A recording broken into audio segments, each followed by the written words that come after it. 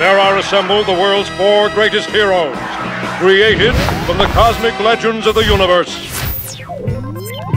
Hello and welcome to another episode of Rollin' 20s. We are the show that recently found out that Playboy is going to stop doing pictorials. I am Jeremy. Jesse. Anthony. We're sitting here live at the floor of the Great American Comicon in Las Vegas, happening this December 5th and 6th. It's the first time we've been invited to have a booth here, as well as we're going to talk to guests of honor over the course of the weekend. We've already got time set aside to talk to Bob McLeod, who was an artist and inker on the original volume of the New Mutants in the 1980s. We're going to talk to Mike Zeck, who was an artist on the original Secret Wars and one of the most seminal Spider-Man stories ever known, Kraven's Last Hunt. It's almost scary to say that out loud, frankly. Having access to all these special guests to interview is ridiculous. Like, it is cool. It is awesome. It's definitely a different feeling. You guys were here yesterday. Yeah. I got here before all you guys. What day did you get here? You got here yesterday. Oh, yesterday? Oh. 1:30. The drive was fun. I drove in from Los Angeles, and there's parts of the highway where you stop off to get gas and just wonder, so is this a town or is this just BFE? Grab a sticker. Go ahead, man. Yeah, go for it. We have some people coming up and grabbing stickers and yeah. So we're yeah, interviewing some of the guests of honor over the course of the weekend. Fair enough. Thank you.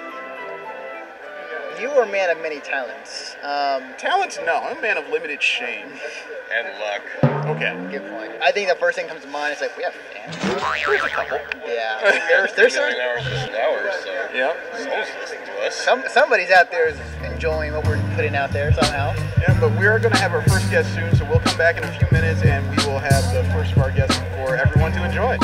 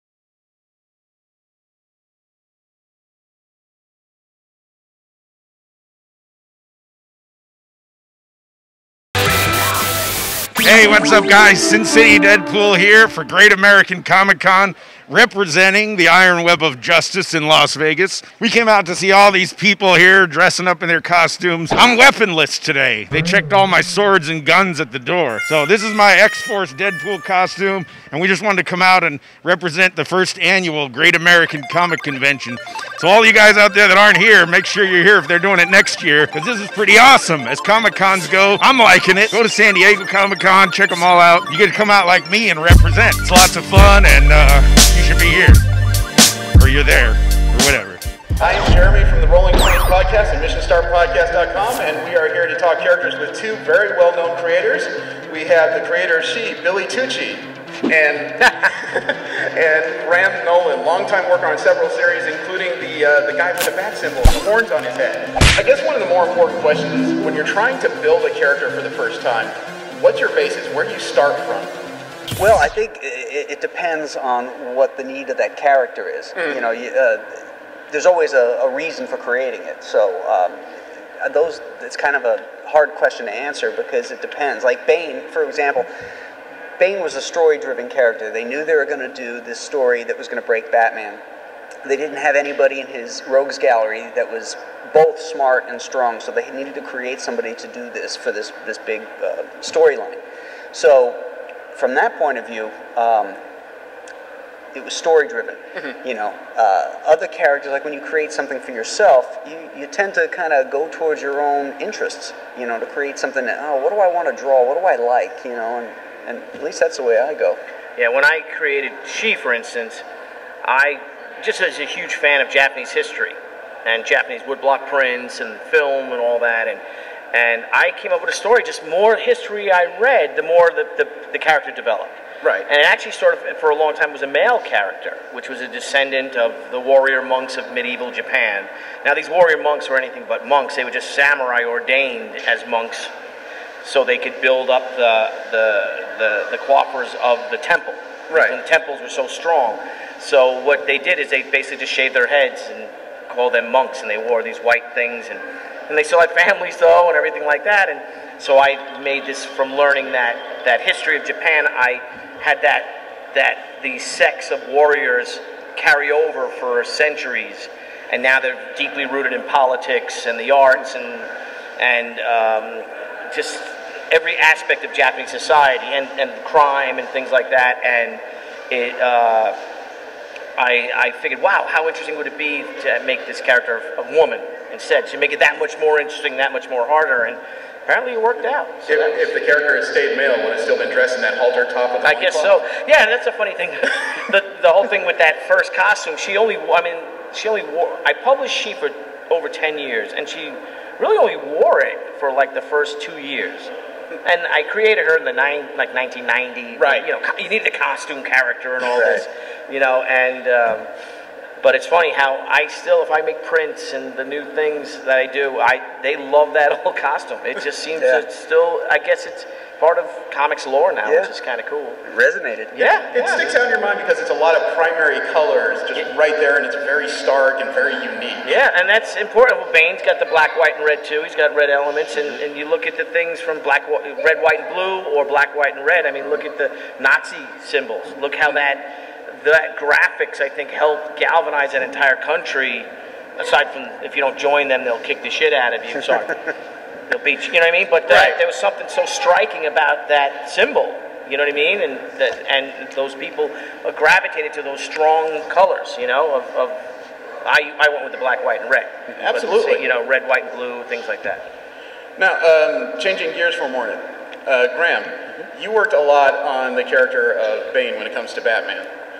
Was that a look you were given to work around? Were you given a background to create a character from? How did that particular look, that more or less luchador look of Bane, come together? It came from the background because I got the plot outline from Chuck saying that this character was going to be born in this like Central American or South American prison. Okay. So the way that I went with it was I figured if he's going to be exposed to any kind of costume, because like Billy said, this is the 90s, they got to have a costume. Yeah. So if he was going to be exposed to any of that costume stuff, I figured it would have been something from that region, you know, maybe the Mexican Lucha Libre stuff. Right. So once I had that down, you know, that's when I went with the wrestling singlet. Oh, that's where the mask came from? Yeah. Oh, that's cool. I'm learning too. Yeah. So. yeah. That's in fact the original mask in my original design was really more of a wrestling mask. His nose and his mouth were exposed and his eyes were exposed because I wanted to be. I figured as an artist it'd be easier for me to emote the character that way, but editorial decided, well, let's make him more mysterious looking, and I think it was a good call. You know, it's cooler. He looks too much like a wrestler, you know, and maybe a little S&M-y looking, you know, with the stuff exposed. And so then, once I had that regional aspect, I figured, well, okay, so I got a wrestler motif, so I'm going to give him a singlet to show off his muscles because he's a big, muscular guy, and then. The pants were modeled after Cuban revolutionary pants and boots, that kind of pantaloon type thing. Yeah, I'm listening to you showing like 10 times more thought than I've ever put into the look of the character. And then we needed a delivery device for the venom into him, and so I stole a little Steve Ditko, and Bane's belt is actually the packs of venom, and it's never been shown in any of the stories. You know, but in the original design, that's what those little rectangles are on the thing. So spoilers. Yeah. So like I always figured, well, what he would do is he'd take this out, slap it in, press the button. Oh. You know, but I don't think we ever showed it in the comic. Wow, really? No, usually, if I remember correctly, you usually hit some kind of trigger button, and then you just see the venom flow up the tubes into. Yeah, but where's the venom come from? I mean, once he uses it up, he's got to have more. So he would take it off the belt and slap it in there. Okay, I'm learning today. I like this. It's like Paul Harvey. Now you know the rest of the story. He's always in control, so he's never like desperate, like You know what I mean? I got it. You know what I mean? He does, you know, like, and he drops one, you know. So, between the two of you, between Bane and she at a minimum, obviously two of the more iconic characters in modern comics have come forth. When you're putting together, you talked about the initial origins of their looks. When you're building a character, would you say it's important to fill out the entirety of their personality? I've read books where they say you got to have it down to the point where you know their weird nervous tics, their hobbies, like the little things that would set them off. Do you think that's important when you're working? Oh yeah, and I think getting back to the look of my character, what she ended up doing is she was supposed to, well, it's hard to say. She was supposed to be like a call girl. And what she wanted to do, though, and she took the costume, like like her mother's uniform, which is fully covered with the quilting and everything, and cut it up. So she would look sort of like a lady of the night when she meets these people that she's been drafted to kill. Basically, my character is it's like a modern day samurai story, and my character Anna was drafted into a war that's existed for 1,000 years, literally. So this is what she was ordered to do for the most part. It almost sounds like you were 15 years early on the creation of the Bride from Kill Bill. Oh yeah, well you know what? It's funny because whatever. I'm not gonna get it. Batman's all about imagery. His design is so wonderful that, you know, with that cape and everything, that you can do so many things with it, you know, to make him pop in complete black and white, or in a complete sunlit setting too. You know, it's just a really amazing design. Do you guys know why they changed? Was it in the 50s, 50 whatever it was, or late 40s when they changed Batman to the blue, as opposed to the black and... It was really actually in the 30s. Oh, was it in the 30s? Yeah. Okay. Yeah. Was that the point where Batman stopped using a 45? Yeah, because originally he was armed with a gun. Yep. Yeah. He had a gun, and you know, he killed like the Shadow. Yes. You know, and then they decided that wasn't, you know, a good thing for him to do. Although, even though in Batman #1 he mounts a machine gun on top of his airplane and shoots those giants off the Empire State Building. Of course, that issue was supposed to be in Detective 38, and it got pulled because that's when Robin's story came in. Okay. So then they shoved it into Batman #1. Esoteric history there for everybody. It's interesting. Actually, that's a fair question nowadays, because in the last couple days, the Batman v Superman full trailer has finally come out. And the odd thing is, most of the phrase work I've seen online and critique work isn't about the character so much as a lot of people are freaking out over the last 10 seconds when you see Batman holding some kind of rifle. Yeah. Now, I gotta ask you guys as a moment of character, because we just established that originally Batman was using some type of ballistic weaponry. Do you think that that last scene in the movie is befitting his character, or do you think that's a bit of a stretch nowadays with the aesthetic that DC is running with? I definitely think it befits his character, because Batman got separated from a great distance, and he had to pick up a sniper rifle and shoot the guy. No, he didn't kill him, he shot him to wound him. But and at the very end, you know, he was angry not because he shot the guy, but because he had to shoot the guy. He had no other option. And we've always maintained in our run with Batman is that Batman is the ultimate fighter. He doesn't skip a discipline. He's an expert marksman. I mean, that stuff about him not using guns is a bunch of baloney, I think. You know, I think just because his mommy and daddy were killed with a gun, you don't say, "Oh, I'm never going to use guns when I want to go after criminals." You know, I mean, he may not like to use them, like as Frank Miller said, because that's the weapon of the enemy. You know, but he can use them. Okay, so you're saying basically that he's not going to remove a tool from his possible tool Absolutely. set simply because it doesn't belong with his philosophy. Exactly right. Because his philosophy is success. Right. You know, he wants to win, and he's going to do what he has to protect the innocent people. And if that means he has to use a gun for it as a last resort, then he'll use that. Okay. Billy, your creative process is probably a bit streamlined because you're largely self-published. Yeah. Have you had to deal with working on character creation with any larger companies? Sure, yeah. Oh, yeah. And it's heartbreaking, actually. You know, it really is. Suck the energy out of you. Yeah, it does. I mean, I've had a lot of fun doing a lot of the war books for DC, which I love, and I was able to introduce some characters, the Easy Company and all. But it's so funny is that these characters, I think, Graham, you might attest to this too, when a lot of them were created in the 30s, 40s, early 50s, say, a lot of those illustrators and writers weren't comic book fans. It was a job. Right. We grew up as comic book fans, and we have so much emotionally invested in these characters that are owned by a huge corporation that we had no creation. So when we get into it and we start to do work with these characters, and they're like, oh, no, don't. But we love these characters more than they do. That's and I right. even think a lot of the marketing people that work for them aren't comic fans either. It's a job if they work for Marvel, you know, they're Disney people, or Right. from And it's their DC to Warner Brothers people. You know what I mean? Yeah, it's their job to sell to people who aren't already reading. Right. And the thing is, the funny thing is that they don't. A lot of times, I feel they don't get the character or care for them. You know, I mean, a big thing that happened with the Sergeant Rock book that I did, one of them, and I wanted to get Sergeant Rock out there because I felt this is one of the few comic books that'll bring people into a comic book shop that have never read comics before. It's the 70th anniversary of World War II. You know, this Greatest Generation thing. You know, World War II historians, people that buy those books, there's hundreds of books published a year, or maybe not a year, hundreds, but there are dozens and dozens of books on World War II published a year. Films are always being made, stuff. And I got the opportunity, yes, we'll go that they'll put me on NPR, and they'll put me on Chris Matthews. And I said, that'd be great. I said, but if you put me on that, you might as well put me on Rush Limbaugh's show, and Bill O'Reilly too, because I want to reach the biggest audience possible. Right. And these guys, one guy said, oh, Billy, yeah, I don't know, because, you know, guys like Bill O'Reilly, they'll only want to use the veterans to get their own political agendas across. And I'm like, what?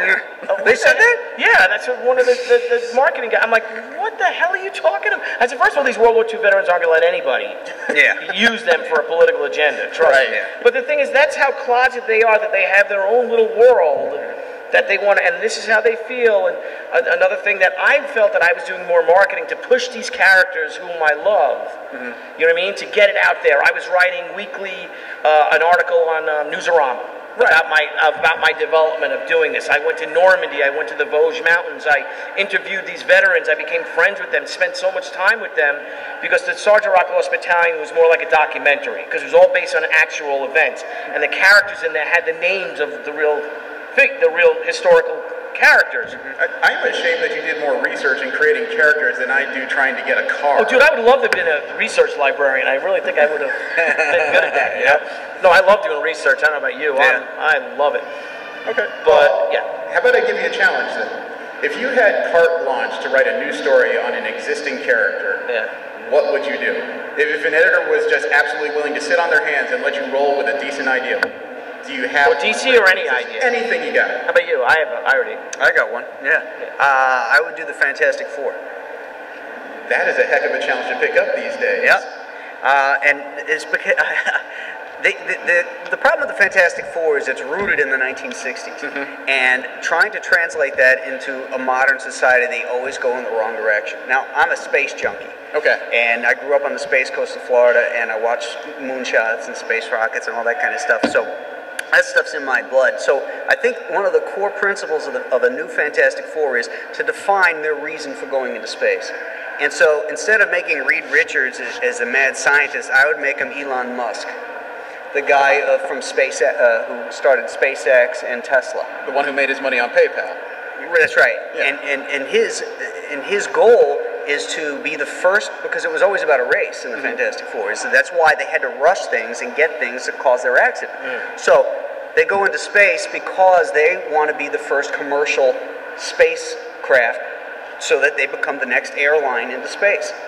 And that's Reed's motivating factor. But he cuts corners to get it out there first. Does he work for a big Spacecom? No, well, that's his company. Okay, yeah. So he's got this company, and so he rushes everybody up there. And Ben Grimm was a test pilot, a la Chuck Yeager. Yes. So we have that character aspect modernized as well. And Johnny and Sue, I would have them working for the company as brother and sister in tandem, maybe as engineers there. And so they have that way they have a horse in this race. And so, because of their devotion to Elon or Reed Richards, right, they rush it and they go into space, and then they're exposed to some type of not cosmic rays. You can't use that; it's a little too, but something that causes the genetic change in them, and then brings them back to Earth. So you want to get that spirit of innovation back in the Fantastic Four. Exactly, spirit of innovation and adventure. There you go. I'd like to do the Rocketeer. I love the Rocketeer. It's my favorite character. Yeah, I mean, I love it, and I have so many stories, and I had dinner with Scott Dunbar from IDW. You guys are poking me directly in the inner child. Yeah, and I would just love to do the Rocketeer. It's funny, someone asked me a question, and they're like, so what do you like to draw for fun? And the joke is, I don't draw for fun, I draw for money. Yes. But there's one character I want to draw for fun, and that's the Rocketeer. And I just do it. I just draw Rocketeer all the time on napkins, on envelopes, and I'm just drawing that great design, that helmet, and that rocket, that jetpack. And I love the 30s. Like you're a 60s kid, I love the 30s. I love the pre-World War II, the days leading up to World War II, and the whole world events that happened. Oh yeah, and the development. I love that. So you stay with a period piece if you got your shot at that. You stay as a period piece if you got that shot with that. Oh yeah, well I'm going to hit him. If he's going home today, Scott, but I'll talk to him during the weekend. Because I came up with what I think is a great Batman Rocketeer story that Dave Stevens and I developed before Dave passed away, and I still have a voicemail from him. It's sort of a Captain America story, but developed as Batman, and it really works better because here is talking about character development and loving these characters. That it's Golden Age, 1941 it's like 42, no 44, it's 44, and here is Bruce Wayne. And he is so ticked off and embarrassed by the Batman cereal that they put on, the Saturday morning cartoon. Yes, Bruce Wayne and Wayne Industries, he tries to buy up all the cans, and they're like, and Alfred's like, you can't buy all of these. So and he says, well, perhaps it's time for Wayne Industries to get into the motion picture business. And he goes out to Hollywood, Bruce Wayne, and he's so isolated. And he meets this young pilot on leave, Captain Cliff Secord. And on the train, because he takes the Wayne Comet. Yeah. And there's a part with the Wayne Comet, and he's got that beautiful convertible Batmobile, not the standard Hudson-looking one, but the convertible. It was only used in one issue, I think, in 1940 or something. And they take that, and there's Bruce ready to take the Wayne Comet from Gotham to Hollywood, and they're like, all right, hang on. So all of a sudden he sees them pull another train off, and on the train is all wounded soldiers. So Bruce hooks up the Wayne Comet, which is the most powerful steam engine. It might be diesel or something, but I love that. Diesel, look at that great, streamlined, Deco diesel engine. I mean, steam engine, or it could be diesel.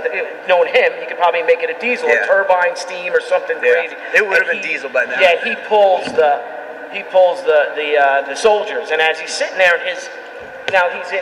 And you say what you want about Bruce, he is. I think because he protects the people. He is a man of the people in a way, and the scourge and the dowry and the downtrodden. And here's Bruce, and he's very restless, and he just decides to take a walk in the back with the soldier, and going back, and that's where he ends up sitting down with Cliff, who was wounded or something like that, or he's on leave, and they get each other. And then by the time he gets to Hollywood, there's only one other person that gets Bruce Wayne, and that's Orson Welles. And now we won't ever call him Orson Welles, but we call him the Boy Wonder. There you go. And they end up, I don't want to tell you, but it's Cliff, Bruce, Orson, and some of the greatest in Hollywood have to stop a German commando attack. And I think it's pretty cool. So we'll see. We'll see what happens. So I talked to the DC editor. He's like, "Oh my God, that's great!" And I talked to Scott. Scott's like, "I really like that." So we'll see. Oh, excellent. We'll if you couldn't make a comic book out of that, that sounds like a great 2.5 hour movie to see. Yeah, well, just imagine the Rocketeer and Batman. Yeah. So that's a dream. That's my dream.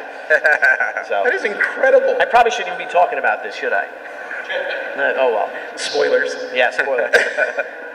It's only 6 people and 30 million on the internet. That's it. So. Now, what about the rejection side of things? What's it like when you're working so hard on characters, trying to get them off the ground, and somebody who may not even read comics, who's in charge of quality control, tells you that you can't do that, or because of X story you can't use that aspect of it?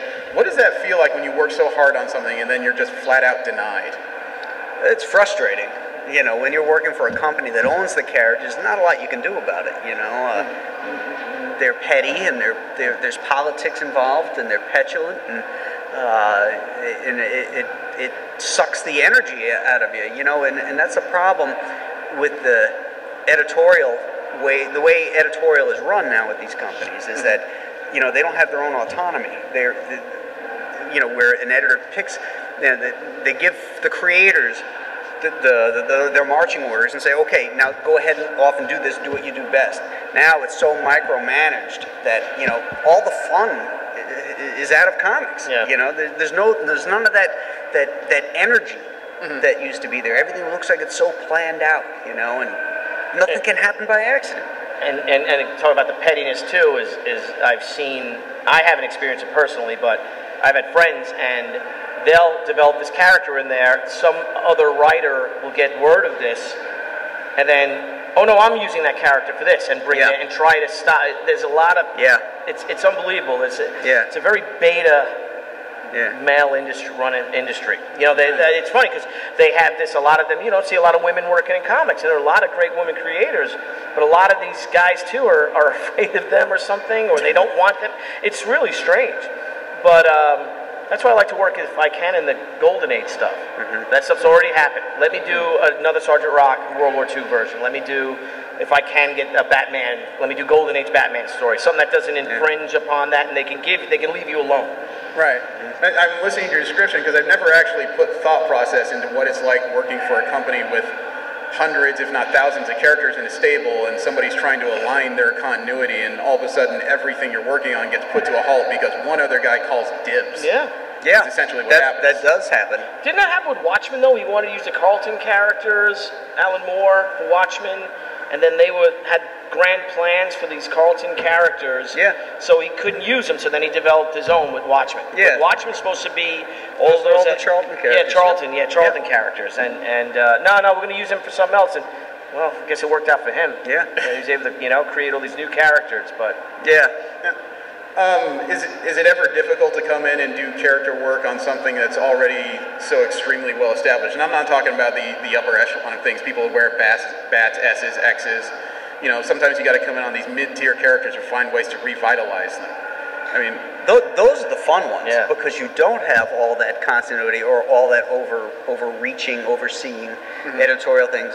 Mark Waid and I did a Metamorpho series back in the 90s where we wanted to get Metamorpho back to his core, to Rex Mason as this cool Indiana Jones adventurer.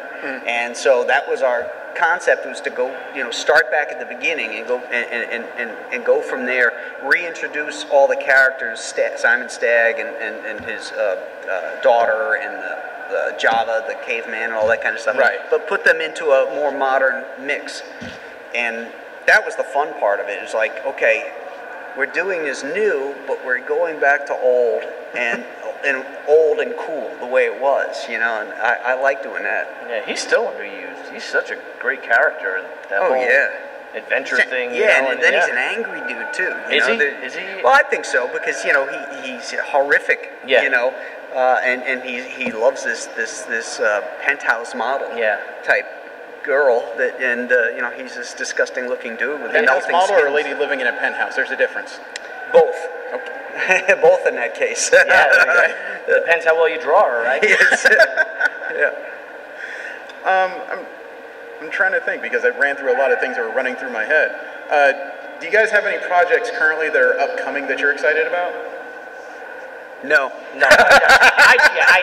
I'm working on, talking about character development. Right now, I'm working on the new She series. It's going to be a Kickstarter we're going to do from it. Okay, good. And is it a continuation or a relaunch? It's going to be a continuation, but it's going to be 20 years after the initial story, The Way of the Warrior. So now Anna, my character, will be in her 40s. She'll be a mom. And she'll be married, but we're wondering if I should have her husband deceased or something like that. But her past is way in the past. Her military past, her warrior ways, it's all in the past. And now she's just a beautiful, you know, my wife's in her 40s, and she's gorgeous, I think. You know what I mean? So I felt, why not make a comic book character grows up?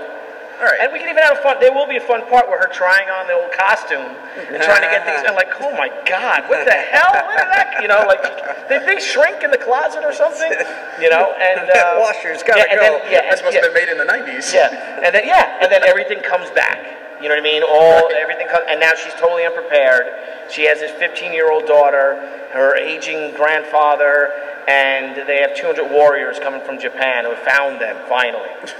But it's really cool, and I think it's a great story, and I just wanted something different because my book, she got so busy, and again, we published over 100 issues, but and we sold over 3 million comics of this book, and it became more of a business. I became more of an editor-in-chief, I guess, and I started hiring people to write the stories, and then I learned that some of the guys writing the stories that I was publishing were unused Vampirella stories that they just changed, and these are friends. Oh, I need, like, yeah, of course you could write it. That'd be great.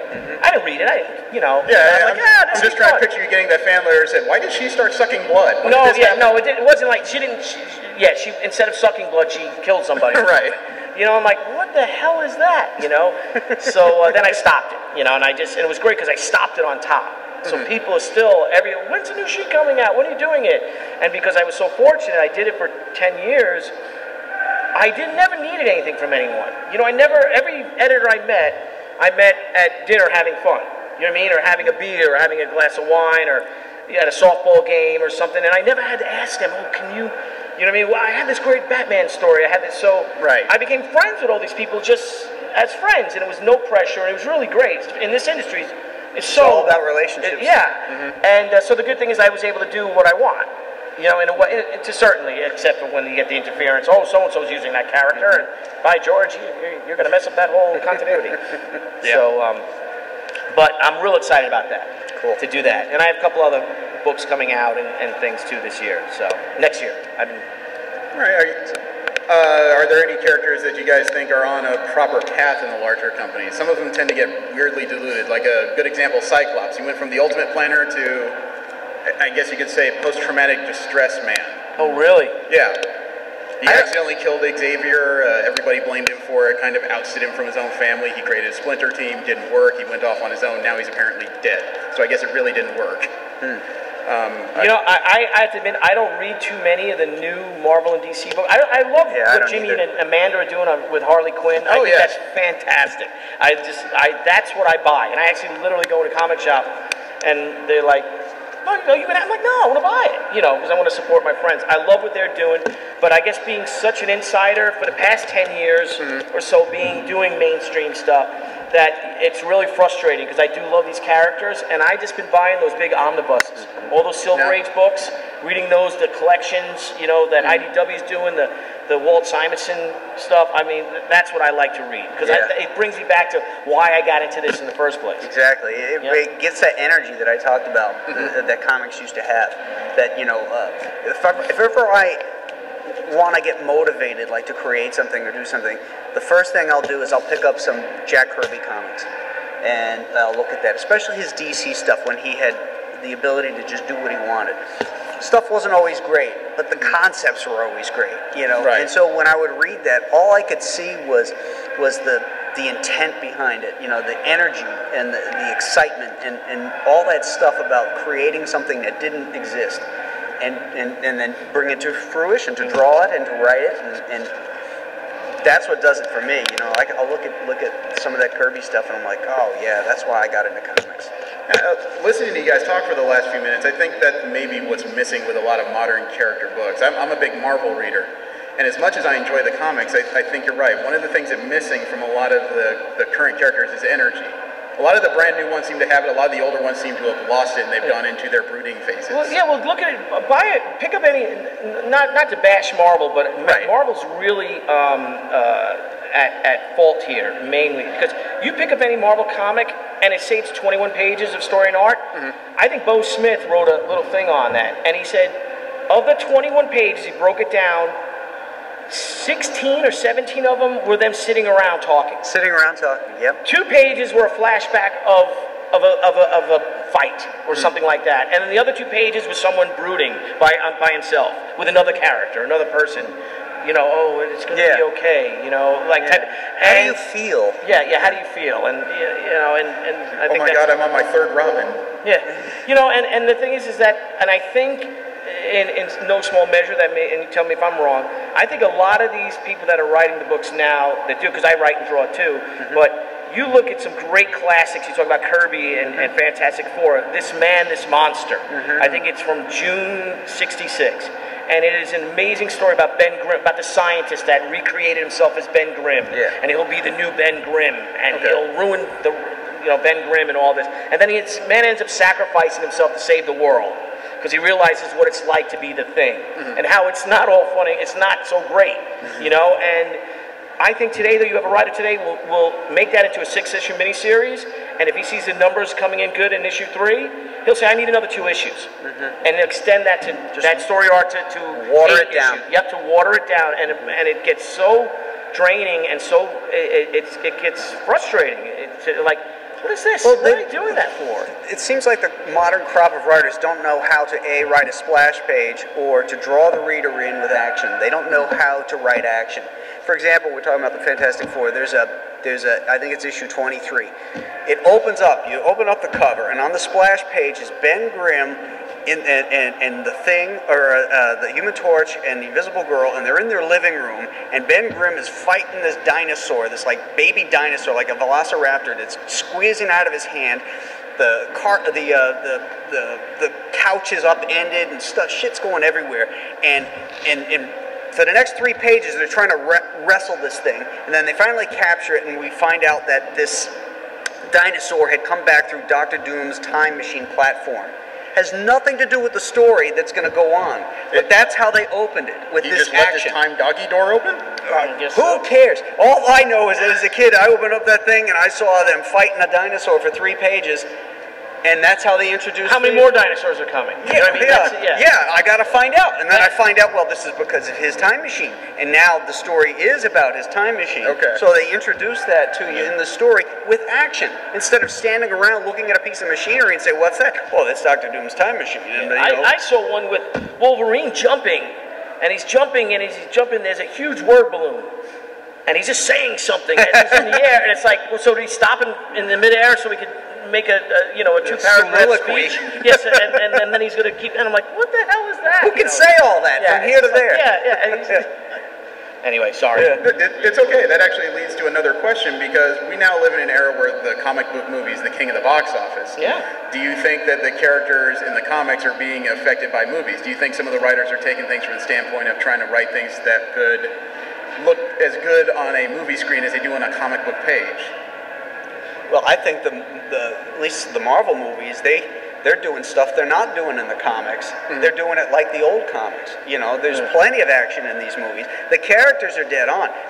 In that first Avengers movie where Iron Man and Thor bust out and start fighting, and Captain America puts on that parachute, and the Black Widow says, you better sit this one out, Cap. These are basically demigods. And Cap doesn't even skip a beat. He's putting the shit on. He jumps out the window. He says, there's only one God, ma'am, and I'm pretty sure he doesn't wear those kind of clothes. Yeah, that's right. And I had chills when that. Yeah. I was like, oh my God, that is so Captain America, you know? But they'd be embarrassed to write that in the comic book. They don't, And the same thing is well, I'm not getting politics, but yes, you are. Yeah, I can't. About the Avengers film. Come on. The Winter Soldier story. I'll just ask you guys one more question. As creators, are there any books that you would recommend to people who are looking to get started in comics? I don't read a lot of comics anymore, so It doesn't have to be modern comics. Is there just some story you would like to point out for somebody who's interested in getting into comics and you think is a good place to start? The Thor Ragnarok story with Mangog. Okay. That one always. Is that Simonson? No, it's Kirby. Oh wow. Kirby and Lee. Yeah, it's the Mangog was this civilization that Odin defeated, and he took them all and created one being called Mangog, stuck him in a cave, and Ulik the troll lets him out. And so all he wants to do now is get back to Asgard, draw the Odin sword, and cause Ragnarok. And so Thor has to stop him, and it's the first time you ever see him where he's completely outpowered by this creature who's just this unstoppable force on his way to Asgard. And of course, the plot point is that Odin is in the Odin sleep and can't be awoken because he'll die. Yeah, he naps a lot. Yeah, he was out cold. He was MIA. And so Thor and the Fandral and the, what were they called? The Amazing Three or something like that. Oh, the Warriors. The Warriors Three. Yeah. And they're just getting their asses kicked, and they're getting thrown off and everything. And there's this great scene at the very end where he's pulling Mangog is pulling the Odin sword out. The storm and cosmic stuff is swinging around as the universe is going to come to an end. Thor's on him, and he's got the guy's tail is wrapped around Thor, and he's smacking him with the hammer like this. And meanwhile, he's still drawing out the Odin sword, and the recorder is standing there. This looks like the end of the universe, and he's recording the whole thing. It's like this one panel is like, oh my God, this is so cool. Then Odin wakes up, and but it's a great story. It's a lot of fun. I think that death of Gwen Stacy and the story leading up to it is just, my God, what is going on? I didn't read them.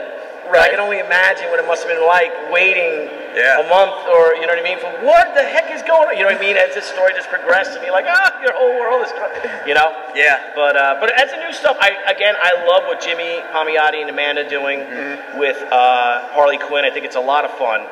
And I also think, I love Darwin's work, Darwin Cook's work. He's done a lot of the Parker stuff. Yep. I mean, that's good stuff. Fun stuff, but they're me to Spider-Man stuff, and you just can't. Oh yeah, that would be the other one, is the tablet story. The tablet story. Yeah, from Spidey 68, I think it starts in 68, Crisis on Campus, and then it goes to like 72 with the Lizard coming into it. And it's all about this tablet that's the fountain of youth. And the Magia, which is the mafia in Marvel land, they want a piece of it. Kurt Connors is hired to decipher it, and he's under all the stress because the mobsters, and he ends up turning into the Lizard. The Kingpin wants it, and Spider-Man's got to fight the Kingpin for it, and that's an awesome storyline. That sounds like an incredible story. Thank you very much for coming. Thank you, guys.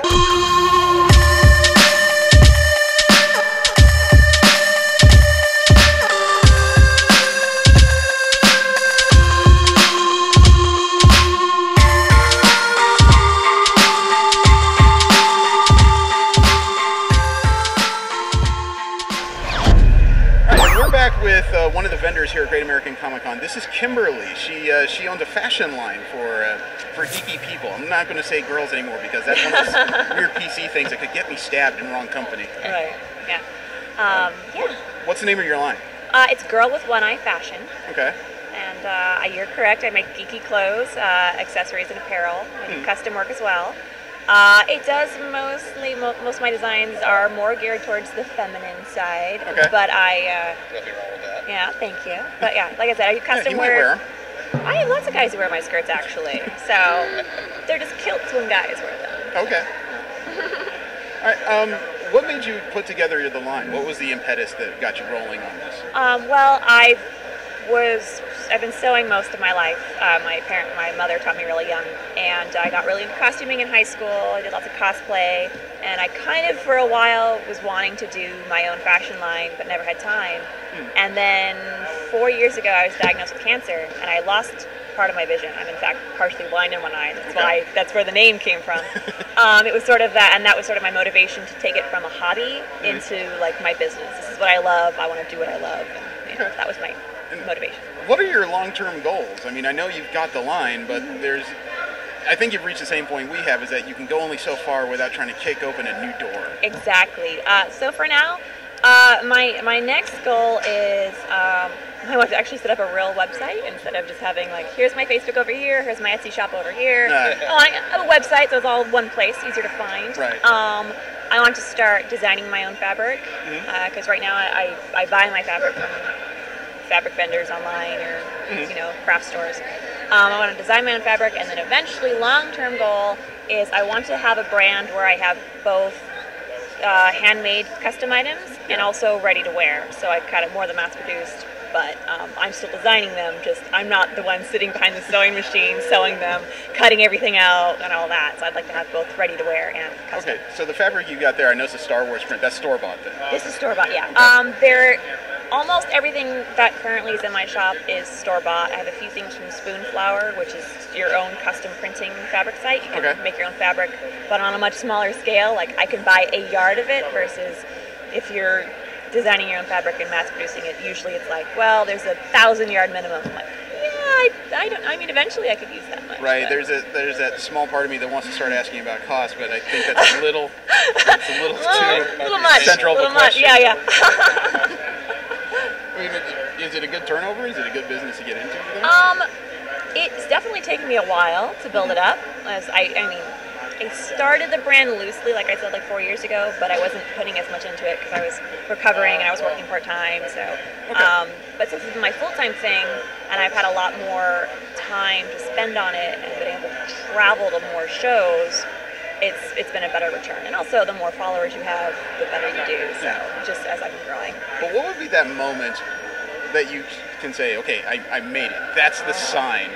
You know, is it one of those cases where you're looking in like Jennifer Lawrence is wearing stuff on TV? Or that would for sure be like, oh, I made it. Oh my God, someone who everybody knows is wearing my stuff. Instead of like, I'm wearing my stuff. People recognize me for my crazy blue hair, and you know, sure, I'm famous. That must be the difference in mediums, because if I'm walking through a hall and I hear people talking about comic books, or like, you know, did you hear what these guys said? It's like, yeah, finally. Oh yes, yeah. You can like, I found my people, like little radar. You know. I had to ask because it's just so different looking at all the vendors on the floor, and the point where they figure that they're finally at the point they want to be is so different depending on what it is. Yeah, I'm not sure if I have had that point. I mean, for me, it might be like once I have the brand where I can make my own stuff, like I said, custom and also mass produced. Like for me, that would be like I've made it. But having, you know, like also having someone famous wear my stuff would be pretty freaking cool. Have you ever wondered what goes into a character we're on the being floor. built? We get people walking by. Take a Whether seat. it be Spider-Man, whether it be Iron Man or Superman. I get it. Do you cosplay too? I do also cosplay. As? I've done a lot of different characters. Because just your base look, you remind me of the blue-haired girl from Mickey Toast, and yeah. You know, I've done a Ray cosplay. In fact, I did a Ray cosplay with an eye patch before I ever needed to wear an eye patch. So it's like a little bit of foreshadowing there. I kind of doomed myself. So you're more method. Yes. It's like, no, I can only wear people with eye patches. Which is surprisingly, well, here's the hard part. Usually, the eye patch is on the left eye, and as I'm blind in my right eye, I'd be a little screwed if I did that. Radar, bumping into stuff. Yes. I go for a highly accurate cosplay. That's like a thing of mine. Perfectionist. I am a perfectionist. So I've competed in a lot of masquerades. I've done Anime Expo. I judged the award there and Best in Class. Nice. And Anime Vegas, my first show ever, and they bumped me up to Veterans, and we took Best in Veterans. So that kind of like set the bar. I'm like, oh God, now I have to. Everything has to be really, really That's good. the moment you want to put on a rookie card. You know, my first year, and I kick your ass. It's like they're like, oh, I'm sorry, we can't put you in the you know, intermediate. I'm like, I've never done a costume competition before. They're like, no, it's a good thing. I'm like, are you sure? I don't know. I don't know what intermediate means. It's true. I'm like, I don't trust you. But yeah, so let's see. The last cosplay I did was Nana from the anime Nana. That was an easy costume. Just a punk girl. One thing I've learned watching all animes is that high school in Japan is the most dangerous place in the world It to be. seems it, for sure.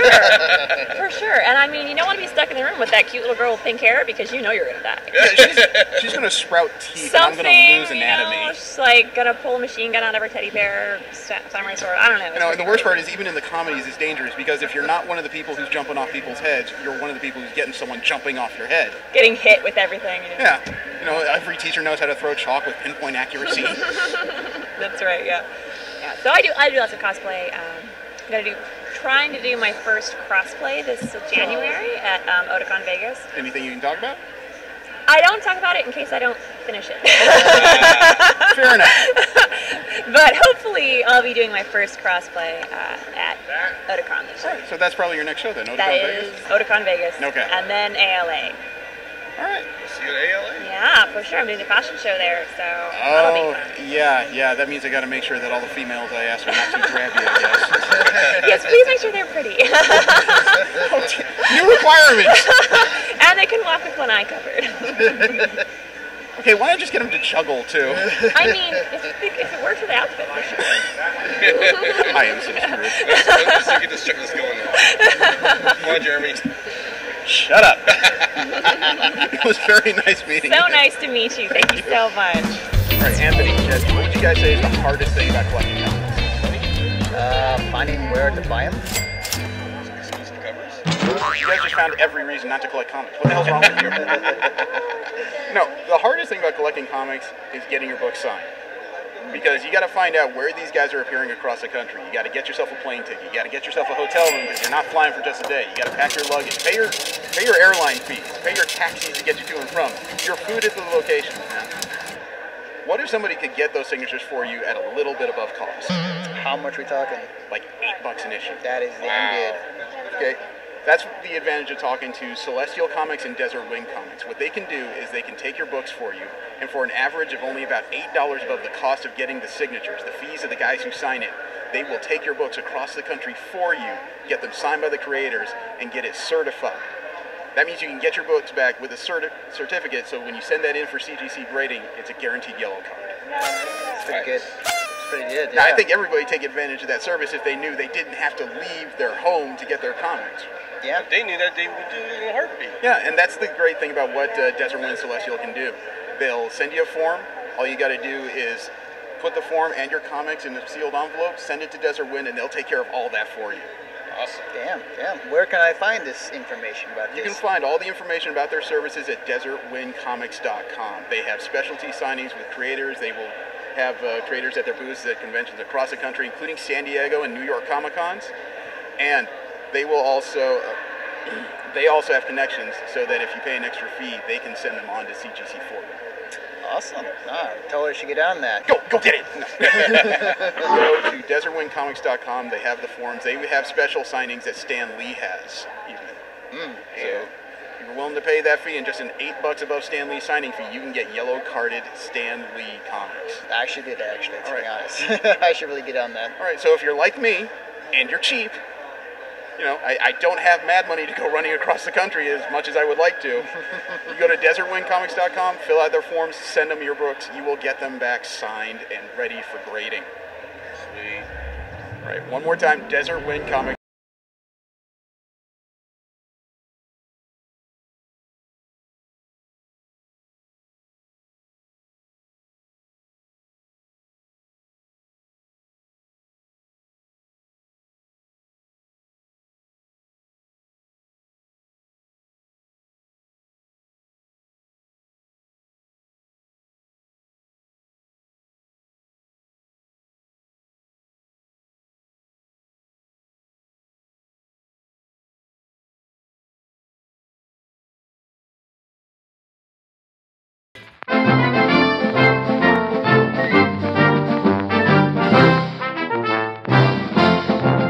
We're sitting here with Tommy Castillo and Terry Moore to talk about horror comics at Great American Comic-Con. The two names you first think of in horror, right?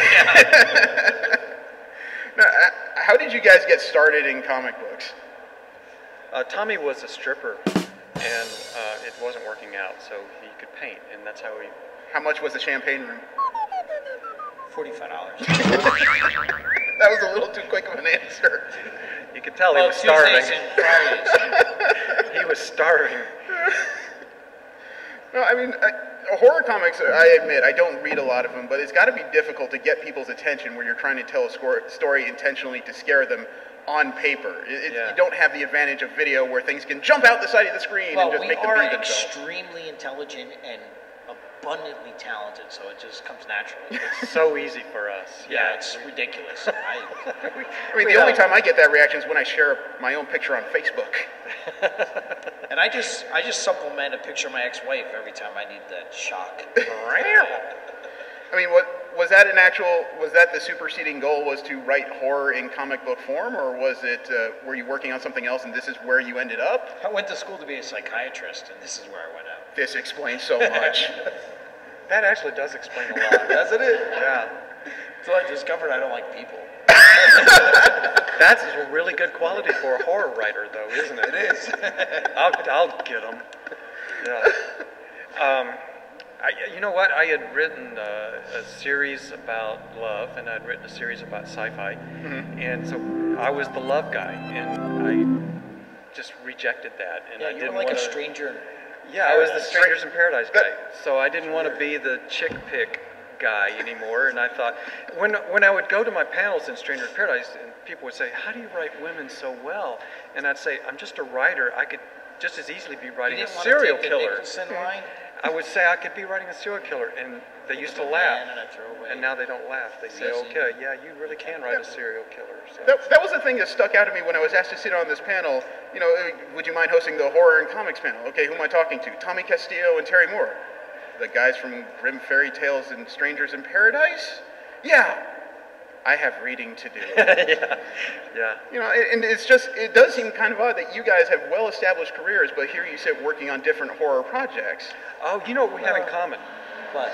We're both writing from the inside out, and that's what makes it so freaky. Because if you look at guys who like, oh, I grew up loving horror, then what they're writing is gross visuals. But we write from the inside out, which is like, take June Cleaver and have her turn on the family. And that's a lot more scarier than everybody's a zombie. You know what I mean? Just got a chill down my spine. I've been thinking for the past 15 minutes about things like Frankenstein and zombies.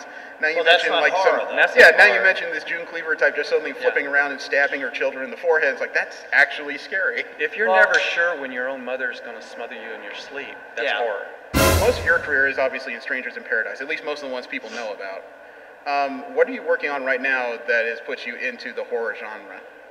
Rachel Rising. I've been doing this comic book for 2 years, Rachel Rising. And it's, you know, I still write people my same way. I haven't changed how I work. I just changed the genre. So it's and it's all one world. I am on my 3rd series, and all 3 series happen at the same time in the same country. So there can be crossover if at all. It's all one Terryverse. In my research, I came across the series Toe Tags. It was written by one of the kings of the media zombies, and that's George Romero. George wrote a movie script, and it's beautiful. Right. They gave me the movie script and said, make this a comic. But if you ever read a movie script, it takes 60 pages for a guy to walk out of a room and blow his nose. Right. So they gave it to me, and they said, make this into a comic. And I did, and I got to work with George, and George has become like my adopted grandfather. George was awesome, but I grew up on horror movies with my father. All we didn't play baseball, we didn't anything. We watched horror movies and looked at hot girls. And but George was my hero. Nobody wanted to talk to him, and he didn't want any other artists. So the first day I met him, I went into DC, and there was a huge table with every exec and me. And then they walked in Romero, and they said, okay, Tommy, go ahead. Wow. And pitch it. I was like, okay. So I got up and I talked to him. George is awesome, but I knew all the horror classics that he knew. And I actually didn't grow up with comics. I didn't read a comic until I was in my 20s. I never knew about comics, never cared about comics, nothing. I was going in to be a psychiatrist, and I wanted to direct movies. So I didn't get into art at all until I got stuck in a wheelchair. Wow. And so that's how I started drawing and painting. Did meeting, it sounds like it did, but did meeting George Romero live up to those images you had built up from your childhood? Well, the thing about it is, in this field, we get to meet people that we are fans of. Yes. And sometimes it's awesome, and you meet them and you're like, oh my God, this guy's great. Like my wife and I have just been, we met the Highlander, the guy that plays the Sears guy, Adrian Paul? Adrian Paul. And personally, I didn't want to meet him because I thought, guy's like 6'9", really good looking, he's probably going to be a jerk. What an awesome guy. He was fantastic. Cool. And we've been, we hung out with Ron Perlman, and all these great people. They're awesome. But then again, I could name 50 that were just crap. That you're like, I can't wait to meet this guy. And you love their work, you love what they do, you're a fan of it. And then you meet the person, and the person is not character. Yeah. And that kind of stinks. But George was fantastic. And right in the beginning, I had a movie deal. And George came with me to broker the deal. Oh, that's good. And when they said, you're going to have it this way, he said, you don't talk to my grandson like that. It's going to be like this. And I went, tear down my eye, and, you know, like every ounce of masculine just twisted. I got all teary-eyed. And, Yeah, but did it turn into a problem, though, before you actually built up your relationship with Romero? Because we just spoke to Billy Tucci and Graham Nolan, and they describe what it's like when your story gets denied entirely by larger companies. Was it something that kind of stuck in your craw a bit when they told you that they were sticking Romero's name as a writer on the series that you had worked on? No, it was George's book. They wanted George to do it. Okay. Honestly, they had other artists that they wanted instead of me, but they couldn't handle the idea of working with George. They balked? Yeah, and they also were guys that came in that were comic guys. Right, they wanted to be working on the Batman, Superman, and all that other stuff. Yeah, and honestly, I'm not a comic guy, so I didn't care. I had drawn Batman for years at this point. I was done. I don't care if I ever draw Batman again in my life, you know. So when they said, hey, do you want to work with George Romero? I was like, hell yeah. And I didn't find out that my name wasn't going on as a writer or even as a co-writer until months into the project. Okay. That allays a bit of fears about that. Mr. Moore, working on Rachel Rising, that's a title I'm not personally familiar with. Describe the story for me in a way that I guess makes easy to my superhero adult brain. Okay. It starts at the end where a girl wakes up in a shallow grave in the woods with a rope and ligation mark on her neck. Okay, so like dating Bill Cosby. I didn't say that, but hey, we had a great relationship. We're very close. I never saw them apart. And so this girl climbs out of that grave in the woods and stumbles home, makes her way home, and the story begins as her beginning to investigate what the hell happened and who did that. So she has no memory of right. what She of cannot a period remember. or anything. Right. It's gone out of her head. So the story is her hunting down her predator, which something I wanted to do. One thing that's in all my books is I absolutely fucking hate predators. I'm sick to death of them. Right. And I wish every woman carried a gun and used it. And so this is my way of like turning the tables, and this whole the story happens in this little town called Manson, which is a creepy David Lynch town, and you don't know who the predators are.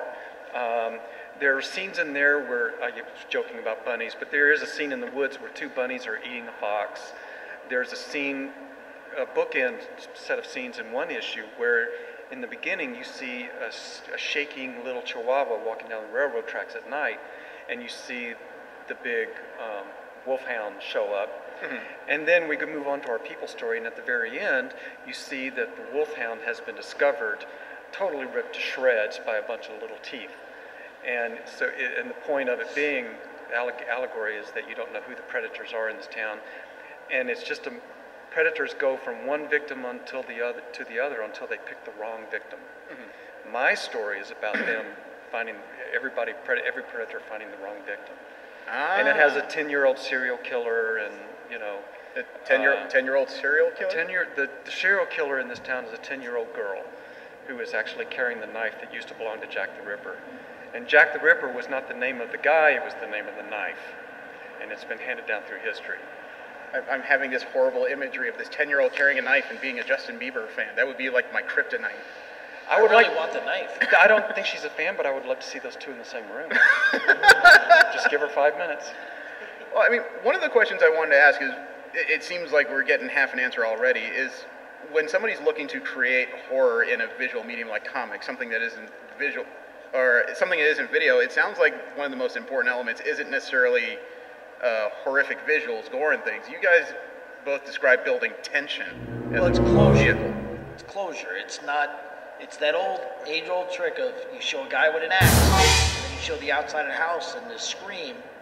You've just committed murder million different ways. Everybody that's seeing it finds the act landing somewhere else and doing something else. You create it in the head, that's where you get horror. Right. You know? Yeah, Will Eisner says you can't trick the reader because they can always look ahead. So you can't turn the page and get that big shock or that loud noise. It's the tension and the surprise and the horror is all in the reading. And if you'll go in there with us, into the words with us, and read, we'll take you to a place where it creeps you out, and that's what you do it. And the visuals support your worst imagination. Right. That's the best you can do. So it also sounds like you're not looking to handhold people and give them the exact imagery of whatever happens. You're trying to make them create whatever is the most frightening to them up here. I have a book, The Coloring Book of the Dead, and in it, one of the pieces that bothered people a lot is a baby carriage knocked over, and there's a bunch of zombie clowns eating something. And you can't see what they're eating, but you can put everybody two and two makes together. it up in their heads, and there you go. Here's one that was in my book. I've heard a lot of feedback on this. There's one of the girls that we like the most in the story has a fatal accident, and she's laying on the slab in the morgue. And there's been this big creepy Igor guy in the story, who's the morgue guy. And it's been known in the story that he has a crush on her. So now she's finally on his table, and there's these quiet panels of him looking at her, and then he goes and shuts the door, and he comes back into to stand over her. And I heard from every female reader saying, "Oh my God, don't go there, don't go there." So in your mind, before he'd even made a move, everybody had the worst nightmare in their mind. The tension was terrible in the reading. And then a tear comes out of his eyes, and he does this Shakespearean soliloquy of love, professing his love to her. Turns out he's the only decent guy in the whole story, and he loves her. And you did not expect it. So that was a way of, you filled in the worst thing possible, and then we made you feel bad for thinking that. I'm more than a bit awestruck just listening to it. That's the things you can do in comics. I mean, we have the freedom to do the best of both books and film. We have a power that those two don't have. We can show you what it looks like, but we can also take you mentally into a place. The biggest power in comics, the reason why I chose to do it, and maybe you as a film guy chose to do it, is that you put something on paper and it's offensive or inspiring all day long just looking at it.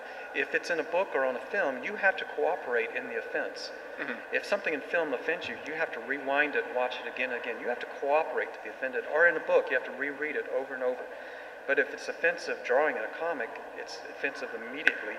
And you leave it on the table all day and it's offensive all day. Or inspiring all day. So the power of that one medium is really has kept me intrigued for the last 20 years. I've been offensive for a long time. On site, all day. Well, Mr. Casillo, you've worked on Detective Comics. Yes. As we discussed, comic books was not necessarily a goal. It's a medium you somehow worked your way into. What was your reaction when you got the call and found out that you were going to be drawing for the Cape and Cowl, one of the most iconic characters in comic books? I went into the office. They invited me into the office to draw Swamp Thing. And there was 1,500 guys applying to draw Batman. And they handed me a piece of Bristol and told me, go home, draw Batman so we can see it tomorrow. And I said, do you have a pencil? And they said, do you don't have a pencil in your studio? I said, I do, and I've got about 3,000 comic books too, and I can just look something up and draw to bring it back. Or you could see what a band does right now. So you just threw it down right then and there. I did. I took the pencil and I drew it right there, and I got the job that day. Yeah. And I walked out, and I walked past an army full of guys waiting outside to get their interview. You didn't just run down the aisle going, ha ha ha ha ha ha. No, actually, I got Batman on a bet. Oh, what? On a bet. I bet, I was roommates with a guy, and I was painting in New York, doing exhibits in galleries all over New York. And I had a one-man show in Tokyo and in Germany. and he was drawing comic books, and I said, this looks really cool. I really enjoy this. And I said, I think I'll draw Batman. And he said, are you out of your mind? You'll never draw Batman. People work their whole lives to get Batman. I said, I get Batman. 3 months later, I was on Detective. I like that. It's hard to know how to respond that you get a job that most people that draw comics would kill for, and your impetus behind it was, yes, I can. Well, you know, I studied for a long time with Frank Frazetta. Really? Yeah, I was with Frank, and he instilled in me this idea that you have to be a hard ass. You have to, if you don't believe it, nobody else is going to believe it. You know, they say fake it till you make it. Mm-hmm. So I was faking it like a son of a bitch. And anything that anybody put in front of me that they said, you can't do this, I said, I could do that. And I always thought, you know, I'd rather die on my feet fighting, mm-hmm. you know, than cower and give in. So everything I've done, you know, just with this idea of I'm going to make it. You know, that brings up an interesting thing I've never heard anybody talk about on a panel. What? There's a difference between the artist that meets the fans versus the artist that walks in for a job. If you don't believe you're good enough to follow that famous person on the book, right, then you shouldn't be in the meeting. Don't even show up. But when you come to a con and people say, I love your book, you're grateful. You really are grateful. Mm-hmm. I mean, and it's humbling and all that. But when you go to the business meeting, and because people say on me, they'll say, when you wrote Runaways, how did you have the balls to go in and think you could follow Vaughn and Whedon mm-hmm. on that? And I said, well, if I wasn't good enough, I shouldn't have even been there, you know? I find it interesting that your philosophy behind getting comic books jobs is the same philosophy Steve Austin used to make it big in wrestling. Because he's been quoted as saying, he tells everybody, if you don't want to be champion, you shouldn't be here. And your philosophy is almost exactly the same. It is. You have to believe in yourself. Mine came from, I was 19 years old, I was already published, and I met Frazetta. Mm-hmm. Met Frank. Everybody know who Frank Frazetta is? Yes. Frank remember him? Well, I met Frazetta, and he told me that I would be a legend, that I would follow in his footsteps, and he was in my eyes, just the top of the top. And he actually told me not to draw comic books. Going back into horror comics a bit, we've talked about character, we've talked about execution a bit. What about research? What do you do to research when you're getting ready to write one of these stories? I was a serial killer for 4 years. Yeah, doing your own street research. Yeah. I went to school to be a psychiatrist. That's how you do your That would be. That's effective. You want to see monsters? I could point out 8-year-olds that are monsters that would give you nightmares for the rest of your life. I was about to say, I'm half black. You could throw me into the Republican National Convention and I would say the same thing. I'll give you an example of horror. Every time I do something and people go, oh my God, that's terrible, I think back to I have a very weird life, and I was in the FBI profiling program. Mm-hmm. And I worked on a man named Duncan Circle, and he tracked down a serial killer named Thomas Cole, which ironically is the same name as my favorite landscape painter. But Thomas Cole was he abducted newborns, and I can't even describe to you what he did. It's so horrible that it's beyond comprehension. Okay. Every time I draw a monster or something scary and people go, oh, that's terrible, I'm like, that's nothing. I'm sure there will be a lot of Google hits on Thomas Cole soon. Well, the funny thing is you can't find anything on him. What? Yeah, there's 13 serial killers per city active in the United States right now. I didn't know that. Yeah. And you know how much you find out about them? Nothing. Because it's not news. It's not news. You know, some Kardashian gets their butt poked, and that's news. That's what people care about. New iPhone, that's what people care about. You're suddenly making me second guess the ceiling in all of my windows. Yeah, but serial killers and that, unless it's high profile, nobody pays attention to it. They argue about, you know, trivial things, because that's what people want to focus on. They don't want to focus on the really horrible things. You want to talk about horror, read the news, you know. Look at the things going on in the world. But monsters and stuff, I think it's funny. Well, I mean, you obviously have a higher than average amount of training into what goes into the human psyche. What about you? What do you do when you're researching a story and you're getting ready to try to frighten somebody? You know what? It's been something I've been doing my whole life. Where the first story I ever wrote at the age of like 12 was a horror story, because I grew up loving those movies, the old movies. So it started off as the goofy stuff, and then into Hammer films, and then into modern stuff. But I've always been interested in people, but that comes with the good and the bad. So when it comes to the bad, of course, you're running it through my imagination, and it just wasn't that big of a leap to go from. I wish everybody would hug and be sweet to each other, but they don't. So I write about the don't, and I can do that. And in my story, the only difference for me and the other people who write horror is that I like to have stories of hope. So even the start of Rachel Rising, this girl getting out of a shallow grave, she got out. Right. So we start on this terrible thing, but this character has hope, and this character has a tomorrow. And without hope, you got to drive it through. That was going to be a question. I mean, without a sense that there is a chance of them getting away, then there is no real fright to it. It's just a matter of inevitable doom, right? Right. And actually, the twisted mind says that, it's better if they have hope because that makes it more fun. But I think that without hope, the human spirit dies. So the only reason to turn a page is hope. If they're, it's like I feel this when I'm watching a movie where everybody's a bad guy. They're all going to shoot each other. Who gives a like Goodfellas, them all. They're all bad. And there's a lot of modern movies made where every single character is an anti-hero. Right. And Jennifer Lawrence is in 2 of them. So,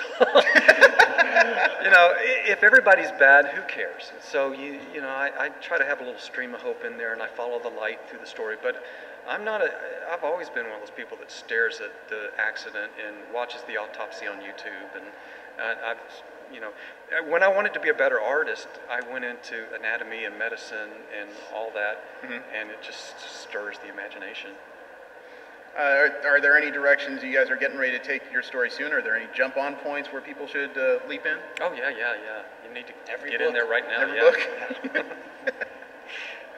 Well, honestly, a good writer, you can jump on at any point, especially if it's intriguing enough that you could jump on and say, wow, now I need to go find out what happened before. Bad writers, they'll tell you, oh, you have to jump on this point, or we have to restart it all again for you to jump on. A good story, you can jump on at any point, and you're intrigued to go find out what happened before, because you have to know what happens after. Yeah, I don't ever hear of anybody saying, I got to go find the first James Bond, or the first Seinfeld, or the first South Park, Right. You stumble on it, you like what you see, and then you kind of... Yeah, sorry, sometimes I frame my questions from a bad point of view because I've been a Marvel fan since the 80s Transformers books they put out. So I have an encyclopedia in my head, and I tend to think in that format. But that's... I guess you could also say that's the downfall of a large continuity, is that to understand a full story... I came in as an X-Men fan initially, but to understand some of the characters they were talking to, I had to read Fantastic Four, I had to read Avengers, and I had to get caught up on a lot. Nobody ever says that about music, though. They'll hear a band today that is playing, a blues progression song. They never say, I need to find out who they got it from, and who that guy got it from in the 40s, who that guy got it from back in classical music. Right. Everybody ever traces the music back to... I really enjoy the Rolling Stones, so I have to listen to the Beatles. No, you have to go back and listen to the old guys from the South, and then the old guys from the South got it from the first lyrical classical composers, and where did they ever come up with the melody in the middle of all those fugues? So nobody ever starts tracing the music back. They should do that too. It's true. It sounds like a story I heard of an Irish comedian. He talked about video games the same format. He said video games are the only art form you'll ever see that will punish you for not doing well enough. You can't read a book and suddenly it'll snap shut because you're not reading enough words per minute. You're not watching TV and suddenly, what are the 3 major themes of what you've seen so far? And if you can't answer that question, your TV doesn't click off on you. He actually has a money-making idea right there. Yeah. It's not as good as the eye liver. Combine that with the eye liver? Yeah, eye liver. Yeah. the external portable liver that you can use for your drinking binge. You're not drinking fast enough, it shuts down on you. Yeah, why waste your own liver when you can just use a mechanical one? I can only imagine the type of people that would race that particular clock.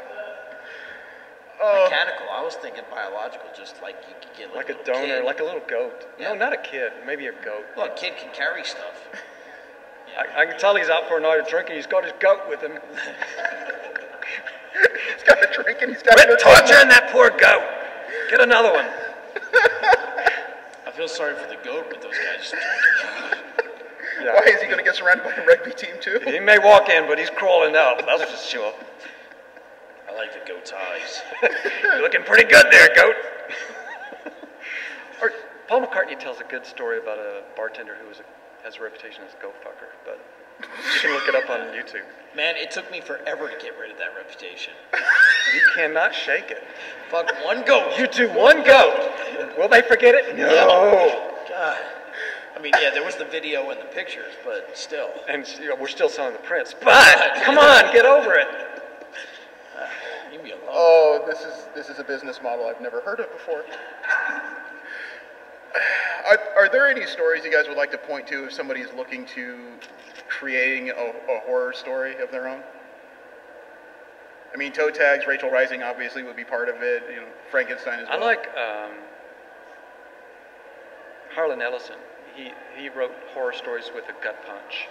I like writers who punch you in the gut. Their sentences are terse and direct and hard. Harlan did that, and Roger Zelazny wrote that way, so those are two guys who are good at that. People like Frank Miller were trying to copy writers like that. Really? With their terse, noir stuff, Raymond Chandler and all that. So get the good writers that wrote really harsh sentences. Not flowery guys who just, everything's an adjective. Okay. Do you have any inspirational stories or writers you follow?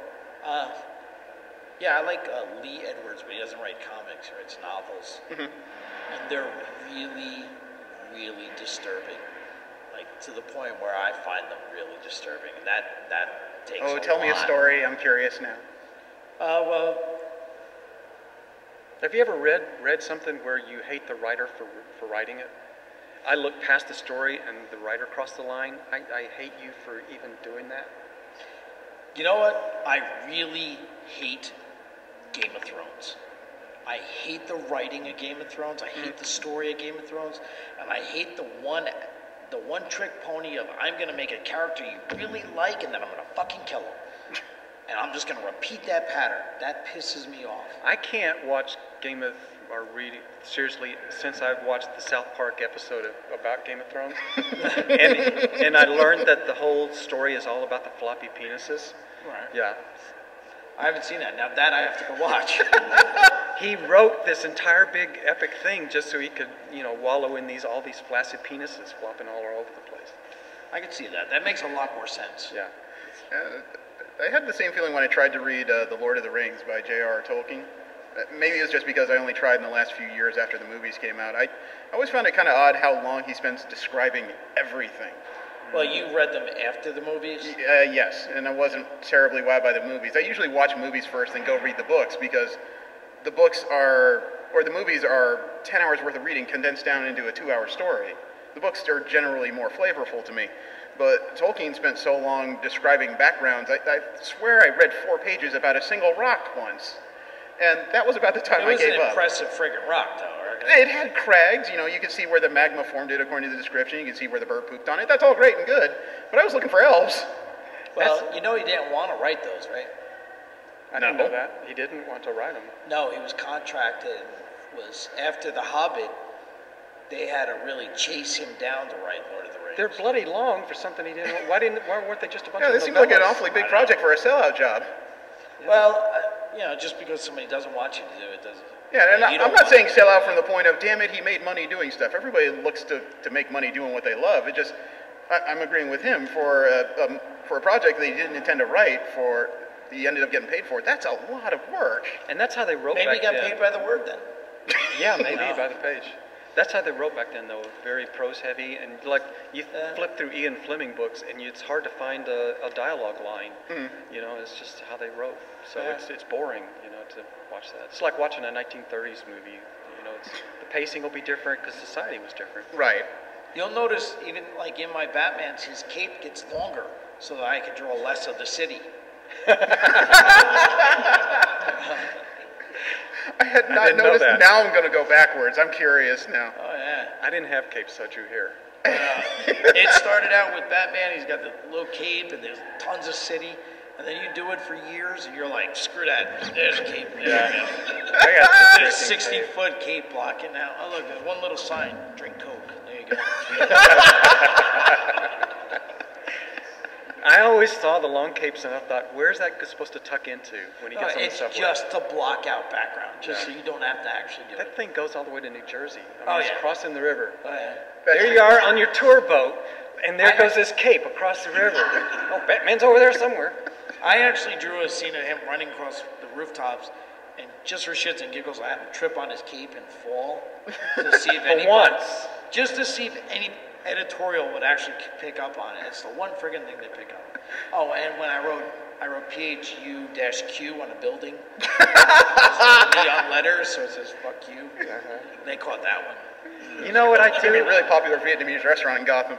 And there's a porn that plays through all of my Batmans, called it's Choke Cola, and it's girls with like a soda bottle and they splash them all in the face, and it's on billboards throughout the entire series.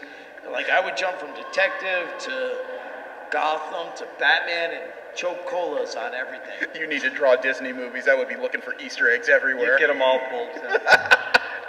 For my entire career, I've drawn the exact same furniture, waiting for somebody to call me on it.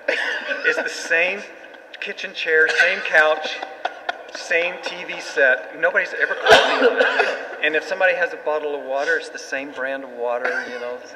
And nobody ever calls me on the details. So one of my best friends when we were younger was a terrible guy, real just nasty curse and all that. And then he became a Mormon, and now he's super religious. So throughout Batman, there's XXX stores everywhere, and they're all Glenn Fulcher presents XXX.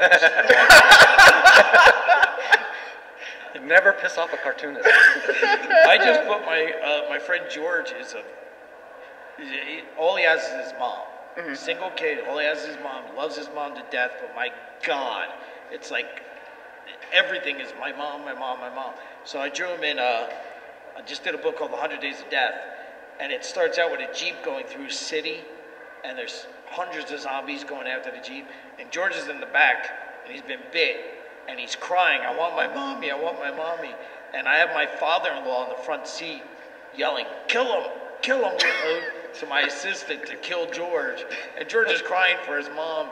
And my father-in-law, which is a very harsh dude, I love him, but he's like, fucking kill him. And so we kill George in the back of the Jeep. And then we have him as a zombie through the rest of the book. He just keeps popping up in places. And by the end, he's pretty much a walking skeleton. But he's kind of a thick guy that gets layers taken off as we go through the book. Back before the zombie craze, in high school, I drew this takeoff of Batman and Robin, and it was Bat Toad and Rotten. And it was a big toad who was, like 300 pounds and overweight.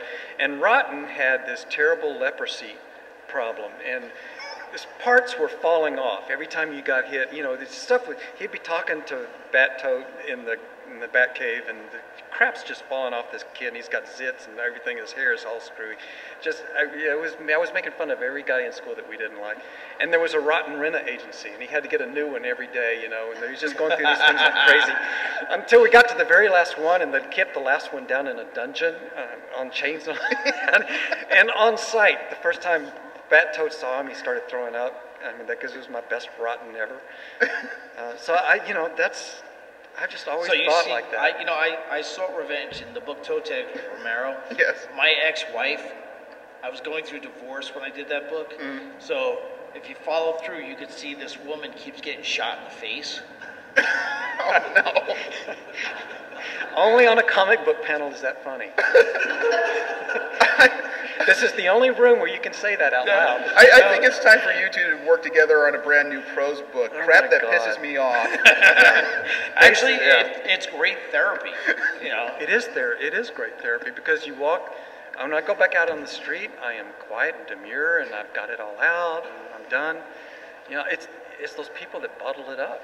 That's the ones that explode. Now, just imagine that there are people walking down the street right now who are outwardly calm, but they're walking down the street thinking, "I know how to kill you." Yeah, one last straw. Yeah, one last straw.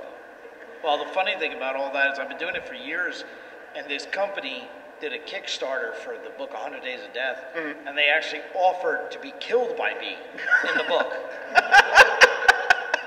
So people actually paid lots of money for me to draw them being killed. I had a contest because I'm a self-publisher. I needed promotion, so I put a contest out to my readers.